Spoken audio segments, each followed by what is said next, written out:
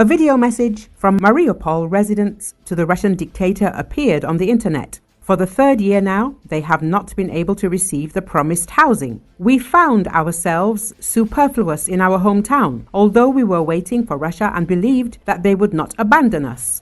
Mariupol residents unanimously declare, reports the Astra channel. Residents of the Stadion district said they would celebrate the new year in the pit where their house was supposed to be built, but it is still not there.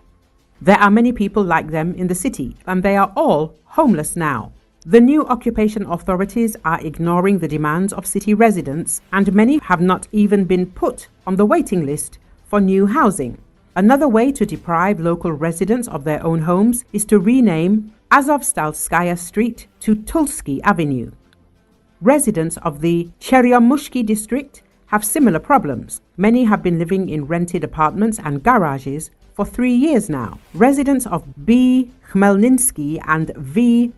Lenin streets said that all the destroyed houses have already been demolished and mortgage housing is being built in their place. Tens of thousands of Mariupol residents have become redundant in their own city. The Kremlin demolished about 500 houses and built only 70. People who believed in Russia are losing faith in justice and the future, the city residents told Putin.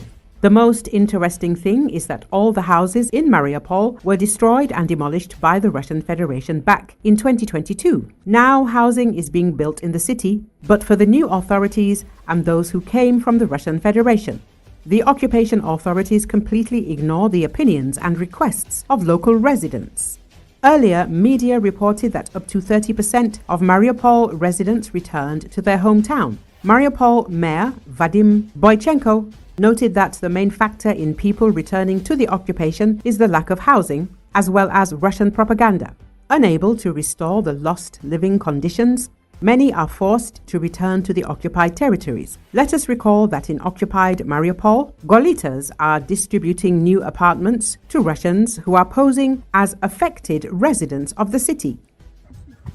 Уважаемый Владимир Владимирович, к вам, как президенту и гаранту Конституции, в канун светлого праздника Рождества обращаются собственники квартир. В то время как мы третий год скитаемся по съемным квартирам и общежитиям. У нас десятки и десятки тысяч. Мы оказались лишними в родном городе, хотя ждали Россию и поверили, что нас не бросят. Владимирович Путин, мы жители города Мариуполя, района Стадион. Вот, дорогие соседи микрорайона Черемушки, снова мы собрались на нашем районе. Уважаемый президент Владимир Владимирович, хочу сначала поздравить вас с Рождеством Христовым. И пусть Бог поможет вам решить наши проблемы. British Prime Minister Keir Starmer said on Wednesday the victims of sexual abuse by grooming gangs needed action, not another inquiry, as opposition leader Kemi Badenoch pressed for a national inquiry to be held. A huge, 7-year inquiry was held under the previous Conservative government, though many of the 20 recommendations it made in 2022 including compensation for abuse victims have yet to be implemented. Starmer's government said it would act on them as quickly as possible. The exchange regards a series of cases that rocked northern England towns in which groups of men, largely from Pakistani backgrounds, were tried for grooming and abusing dozens of girls.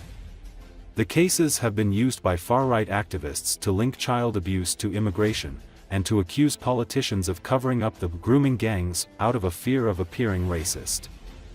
The billionaire Tesla CEO Elon Musk has taken an intense and erratic interest in British politics and has recently focused on these cases.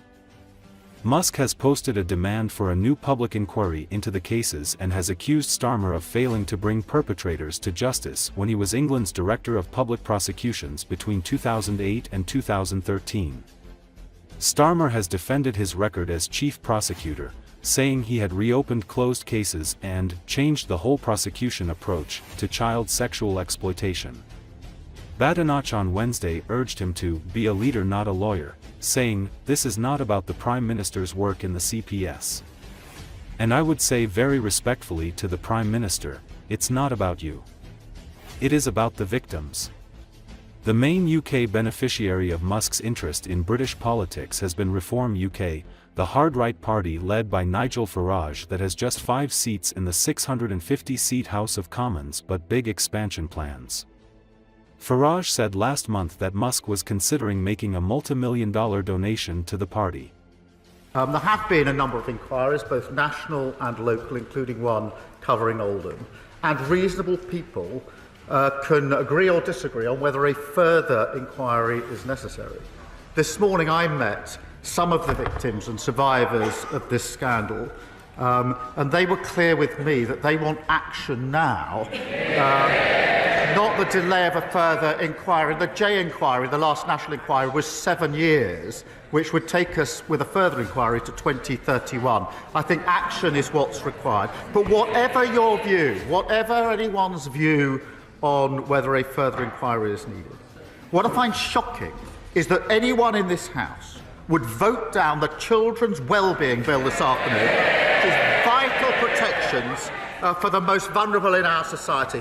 And I urge the Leader of the Opposition to withdraw her wrecking amendment. The Prime Minister has mentioned previous inquiries. He is right. There has been an inquiry into child sexual abuse, but it wasn't about the rape gang scandal. In its 468 pages, it mentioned Rotherham just once. Is the Prime Minister confident that we know the full extent of rape gang activity? Well, Mr. Speaker, the Leader of the Opposition has been an MP, I think, for 8 years. Her party have been in government for 7.5 of those 8 years. She was the Children's Minister. She was the Women's and Equalities Minister. I can't remember her, I can't recall her once raising this issue in the House, once calling for a national inquiry. It's only in recent days she's jumped on the bandwagon. Now, Mr. Speaker, in fairness, if I'm wrong about that, and she has raised it, then I invite her to say that now, and I will happily withdraw the remark that she hasn't raised it in this House in the 8 years that she's been here until today. The Prime Minister called for 9 inquiries in the last Parliament. Does he not see that by resisting this one, people will start to worry about a cover-up? Her recently acquired view that it's a scandal, having spent a lot of time on social media over Christmas, not once in 8 years did she stand here and say what she's just said. Not once in 8 years. They didn't act on the recommendations. They want a national inquiry. We had a national inquiry, the J inquiry, the J report. 20 recommendations, not a single one implemented. Not a single one implemented. But moving on, Mr. Speaker, while the honourable member for Clacton may miss out on his big allowance from Elon Musk, the spectre of the richest man in the world trying to buy a British political party should give us all pause for thought. And after years of the Conservatives taking millions in pounds of Russian money, will the Prime Minister now work with us to bring in long overdue reforms of party funding so that power in this country lies with the voters and not wealthy overseas oligarchs?